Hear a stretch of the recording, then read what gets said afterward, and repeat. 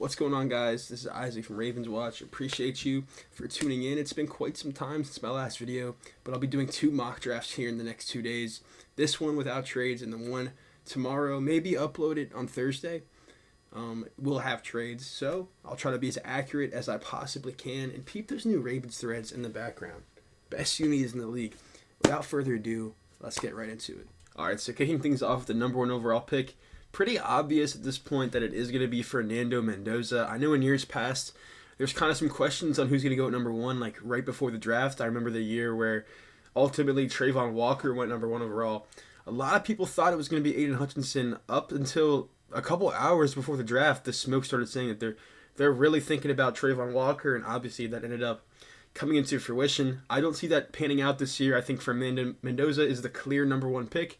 6'5", 240, so you got that ideal quarterback prototype size at that position. He's accurate across all 3 levels of the field. He's got a good enough arm, and I think he can develop into a pretty nice player. There's some questions maybe with how he'll deal with pressure at the NFL level.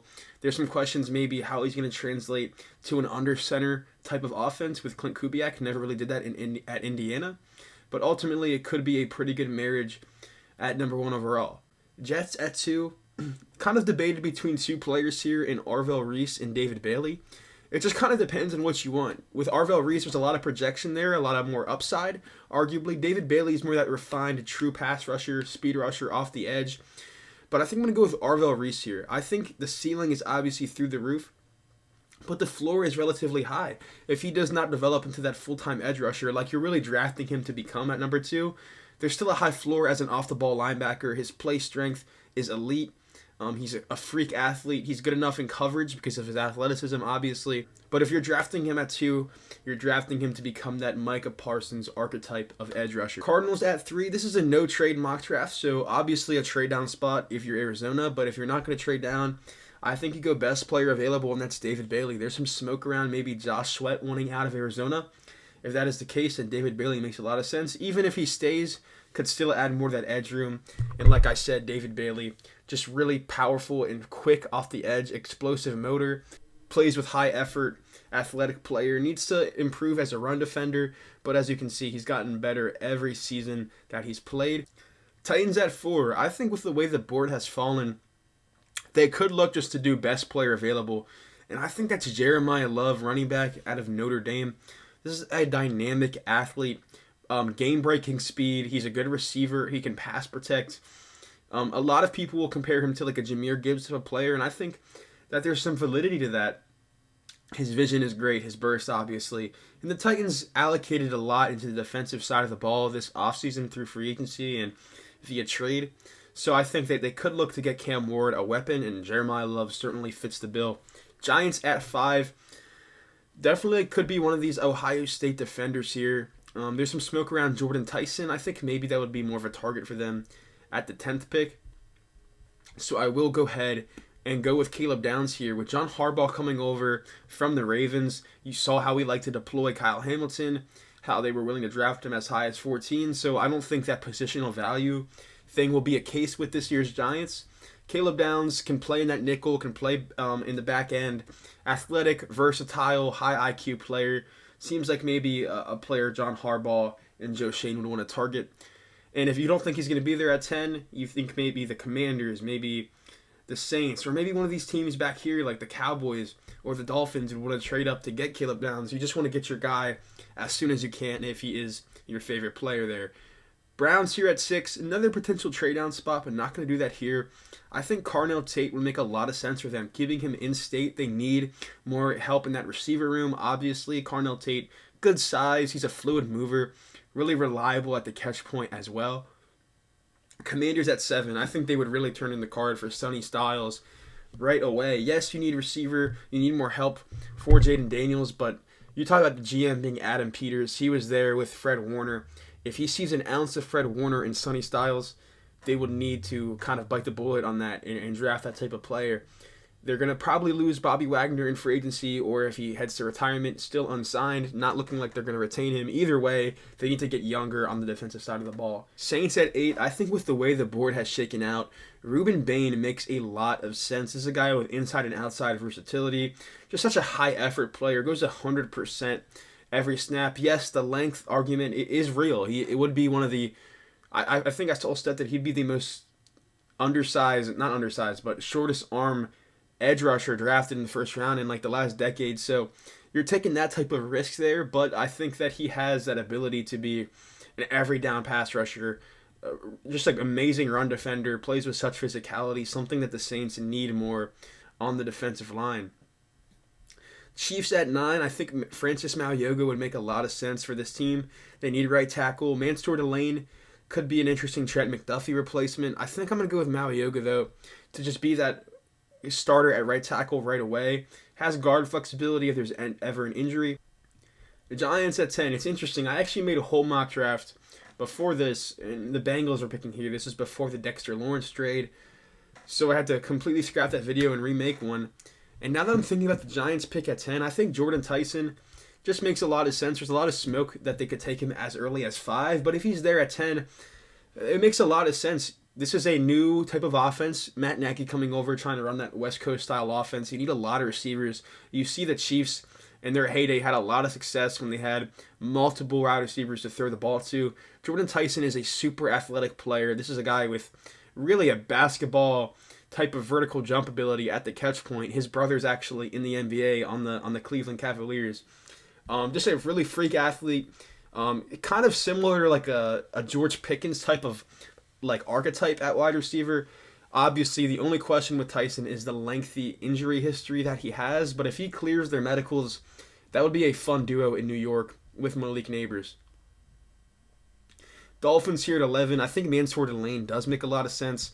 But I think this team's going to want to become more physical this year. And with Spencer Fano still on the board, I'm going to go ahead and put that pick in. This is a guy who can really play on all 5 positions on the offensive line. Miami has a need at right guard. They have a need at right tackle in the long term. Spencer Fano would be a good fit. Cowboys at 12. I think they would really turn the card in for Mansour Delane right away. This is a player who could easily go inside the top 10, maybe even the top 5 if you think the Giants at 5 is a spot for him. Delane ran 4.38 at the combine, was the best corner in the country last year, always hip to hip with his wide receivers. An outside boundary type of corner, definitely what the Cowboys need. Rams at 13, this is a team with not a lot of needs at all, so they can kind of afford a luxury type of pick, and I think that's Mekhi Lemon. Would start in the slot right away, and obviously could kind of take on the Davante Adams role once his time is up. Davante Adams is not getting any younger.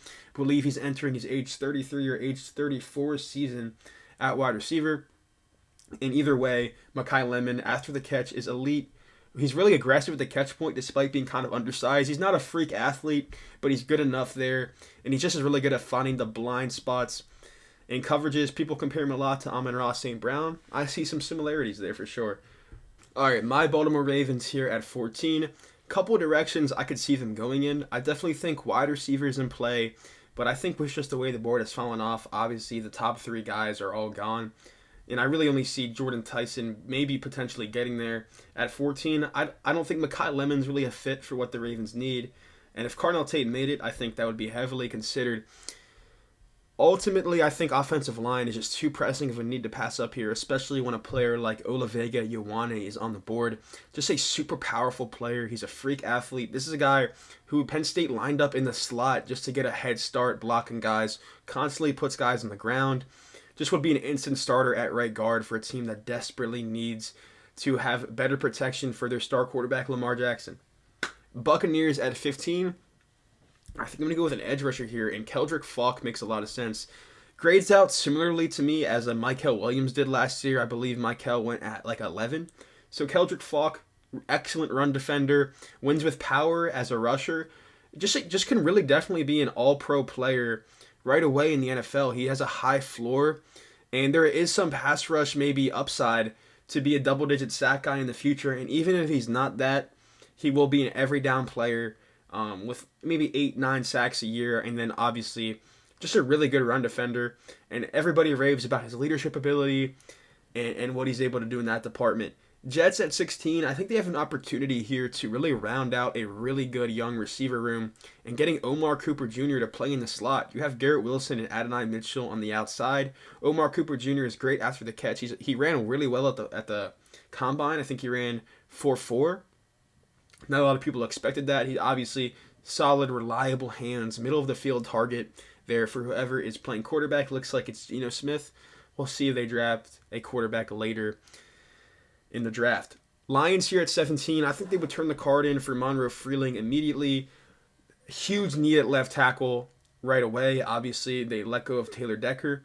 They need an athlete. They need a strong anchor at left tackle. That's kind of the archetype of tackles that the Lions like. You think about Penei Sewell on the right. Vikings at 18 here. I'm going to go with Dylan Thieneman. This is a really good fit for a defense. They like instinctive athletes at that position. They need more at safety. Thieneman ran, I believe, 4.3 at the combine, maybe late 4.3. And if you look at his tape, he's always finding the ball. He's always has a knack for pass breakups. Just a really unique player, and I think would fit that type of defense. They like a lot of versatility in their defensive backs. Panthers at 19. I'm actually going to go back-to-back Oregon players here with Kenyon Sadiq going to Carolina. They need more weapons for Bryce Young. Obviously, you have Tedero McMillan, who won Rookie of the Year, Offensive Rookie of the Year, and obviously Jalen Coker. And in this situation, you're really moving Coker back to the outside, and Kenyon Sadiq is really your power slot type of player. I know there's been a lot of talk on, would the Panthers draft 3 wide receivers in the first round in a row, and maybe a guy like Casey Concepcion kind of can fit that slot archetype for him. But this is a difference maker. Kenyon Sadiq is not just a guy who's just a wide receiver. He's not a blocker. This guy on the move can really block effectively. So you're getting a guy you can move around, a chess piece on the offensive side of the ball for Bryce Young. I think it's just a good fit there at 19. Cowboys at 20. Obviously, you go ahead and get your corner and Mansour Delane at 12, so that would rule out Jermon McCoy. C.J. Allen is interesting. I don't know if he makes it in the first round just because he still looks a little banged up from his injury at his pro day. Maybe he does go in the back end of round 1. But I think they can really just solidify their secondary with Emmanuel McNeil-Warren here at 20. You bring in Jalen Thompson in free agency to be your true free safety. Now Emmanuel McWarren is your strong safety. Pittsburgh Steelers at 21. I really think Casey Concepcion will make a lot of sense. There's a lot of outside presence at receiver for the Steelers with guys like DK Metcalf and obviously Michael Pittman, who they just acquired this offseason. Casey Concepcion is a different type of receiver. He's middle of the field target, can line up in the slot after the catch, dynamic athlete. Would just be a new type of archetype, new type of role in that offense that they've been looking for the last few years. Chargers at 22. They have needs on the interior of their O-line. They have some needs at maybe corner depth, safety, but ultimately I think Caden McDonald is a guy who could be a first-round pick. Maybe not a lot of first-round talents at D-tackle. I think McDonald makes it in.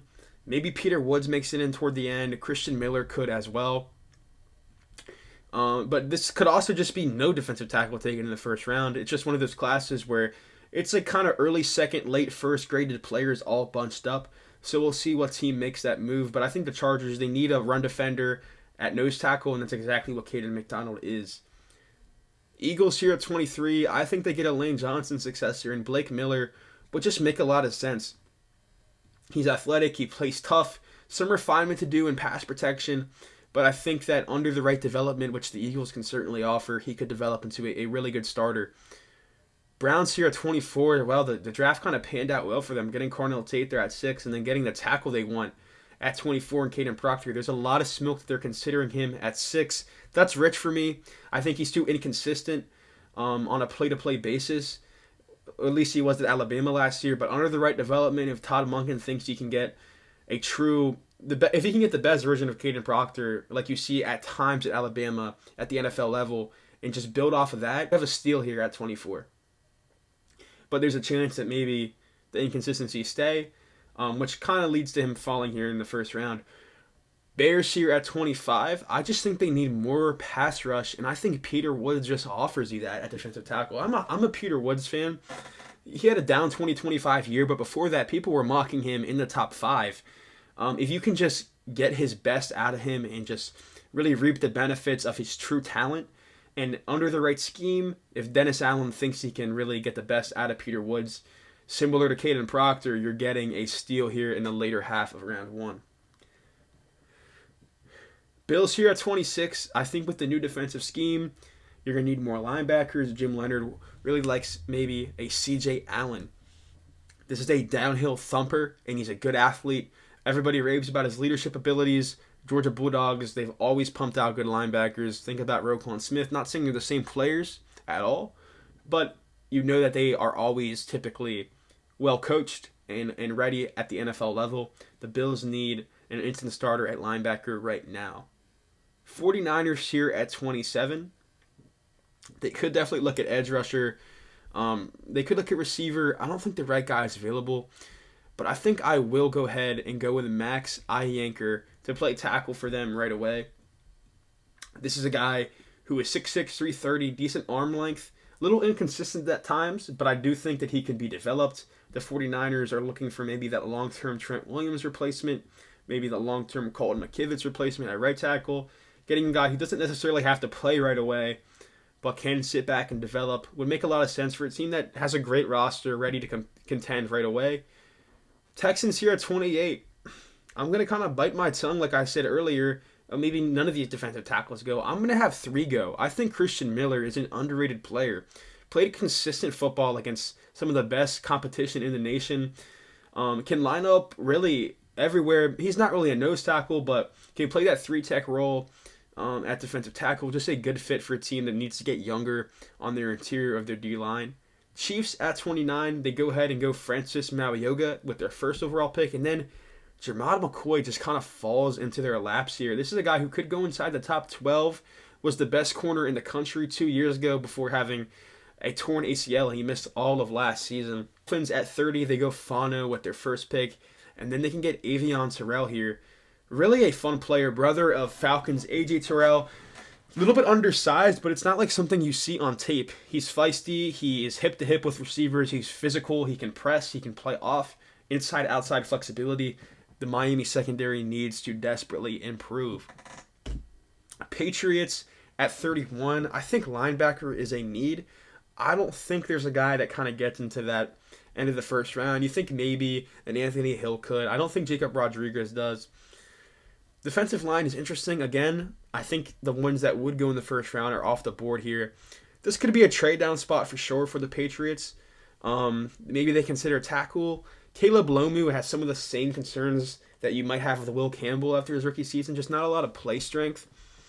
So I think maybe just add the best possible edge rusher you can find here. And I think Cassius Howe is explosive. Really a speed rusher. They have guys that do different things. Draymond Jones, they signed to a lucrative extension in free agency. Power player, great run defender. Not much as a pure pass rusher. You have Harold Landry, who's not the player he once was. Did nothing spectacular last year. Cassius Howe can come in and give you some juice off the edge that they might want desperately. Seahawks GM John Snyder came out and said he's looking to trade down. I find it so funny when GMs say that. He's being for real, though. They have 4 picks in the top 100. I think they might have 4 picks total. Yeah, they have 4 picks in this draft. Not 4 in the top 100, 3 in the top 100, and then you have 188. So they're going to try to add more picks at some point. Maybe if they don't find anyone to trade down in round 1, they'll trade one of these picks and trade down to have more options. Ultimately, Super Bowl champs, not a whole lot of needs. I think corner is one of those needs, though, and I think Colton Hood can come in and be their Tariq Woolen replacement. He's athletic, fluid in coverage, gets a little handsy at times, but I just think he could be developed. Mike McDonald, if he has any type of say on a defensive player that they're going to draft, they're probably going to develop into a good player. Maybe I'm wrong, though. We'll see. That is my first round mock draft. I'll do one more before the draft with trades. I'll try to be as accurate as I possibly can. Not always with trades are you going to get the team matchup, but maybe the pick and the player matchup. So that's kind of how I'll grade it out. We'll see how accurate I am. And I appreciate you guys for tuning in. Make sure you tune in for that final mock draft. See you guys next time. Peace out.